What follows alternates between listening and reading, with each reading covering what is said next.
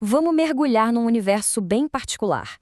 Pensa num mundo meio noir, meio sobrenatural, onde a noite parece que nunca acaba e a trilha sonora é sempre um blues, daqueles bem melancólicos.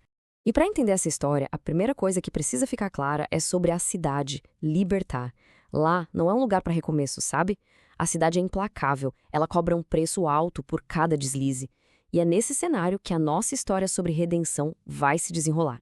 E essa letra de blues, ela não tá aqui por acaso. Ela captura perfeitamente o espírito do nosso protagonista. É sobre perda, sobre uma busca que parece não ter fim. É importante guardar bem esse sentimento, porque ele é a chave de tudo. Bom, com esse clima todo estabelecido, tá na hora de conhecer a figura central disso tudo. Tiago Boanerges. Um homem que é, ou melhor, um dia foi, um exorcista. Hoje, ele vive na sombra do seu passado. E aqui a gente vê o tamanho do tombo. De um lado, o que ele era. Um exorcista experiente, um agente respeitado do Conselho de Horus, basicamente um cara com um propósito na vida. Do outro, o que ele se tornou. Um homem vivendo há 3 anos em completo silêncio, desonrado, sozinho e, pior de tudo, assombrado pelo próprio fracasso. A grande pergunta é, o que aconteceu nesse meio tempo, né? E eu mencionei o Conselho de Horus, certo? Então vamos entender o que é isso. Pensa numa espécie de agência reguladora do mundo sobrenatural. São eles que ditam as regras, que investigam o que as criaturas andam aprontando em Libertar. É uma burocracia gigante, poderosa e com quem ninguém ousa brincar. Então, como é o dia a dia desse cara agora? Bem, é uma rotina de obsessão e solidão. Ele passa os dias caçando qualquer notícia de incidentes sobrenaturais, tentando se agarrar ao que ele era. Enquanto isso, o mundo real, tipo a pizza que tá ali esfriando na bancada, ele nem nota. A única companhia dele é um gato feito de fumaça, chamado Ori. É, a coisa não tá boa. Mas aí, no meio dessa rotina de desespero silencioso, o telefone toca. E essa ligação vai mudar absolutamente tudo. 3. Pensa nesse número. Por 3 longos anos, o Conselho de Horus, a vida antiga dele, simplesmente desapareceu. Silêncio absoluto. Nenhum contato. Nada. E quem tá ligando? Justamente o antigo supervisor dele, Marcos Sardenha. O convite é para uma conversa agradável e informal. Sei. Vindo de uma organização como o Conselho, onde nada é por acaso, agradável e informal soa quase como uma ameaça. É óbvio que o Tiago já fica como a pulga atrás da orelha. E olha só que interessante a preparação dele para o encontro. Ele não tá só se vestindo. Ele coloca o blazer xadrez, as luvas de exorcista. É quase como vestir uma armadura. É uma forma de dizer para eles e para si mesmo, eu ainda sou um mago, com ou sem a bênção de vocês. Ele tenta projetar uma força que por dentro mal se sustenta na esperança de uma segunda chance. E aí vem aquele pensamento clássico, né?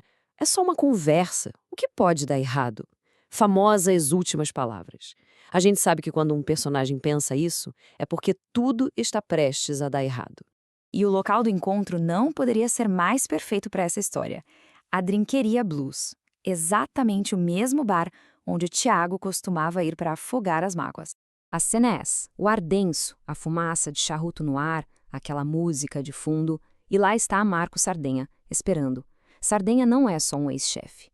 Ele é a personificação do passado do Tiago, a carreira, o sucesso e, principalmente, o fracasso. Está tudo ali, sentado naquela mesa. A conversa já começa com uma cutucada.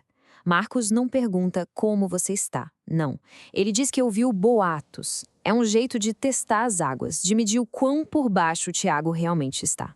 Só que o Tiago não morde a isca. Ele corta a conversa mole na hora. Vamos deixar os eufemismos de lado? Eu não saí porque quis. Fui afastado por vocês. Pá, direto e reto. Ali já ficou estabelecido o tom do encontro. Não é uma conversa, é um acerto de contas. E nesse duelo de palavras, começam a surgir as peças do quebra-cabeça. Fica claro que a missão desastrosa que custou a carreira do Tiago envolvia muito mais. Tinha um amor proibido na jogada, uma doença sobrenatural letal. O passado ali é bem mais complicado do que parecia. O que nos leva à pergunta de $1 milhão. Por que agora? Depois de 3 anos de silêncio total, por que arrastar o Tiago de volta para esse mundo? E o Marcos, muito astuto, joga a pergunta de volta. Ele não vai dar a resposta de bandeja. Ele quer que o próprio Tiago junte as peças. Quer testar se o instinto de agente dele ainda está afiado. Tiago até tenta uns palpites, mas erra todos. E aí, Marcos solta a bomba. Apenas 2 palavras. A musa. E aí está a revelação completa. A musa por quem ele se apaixonou, a origem de toda a sua queda, está de volta em Libertad. Não é só um fantasma do passado, é um problema bem real, bem presente e que já está causando problemas. E os problemas são letais. Outro exorcista, um colega chamado Diego, foi encontrado morto.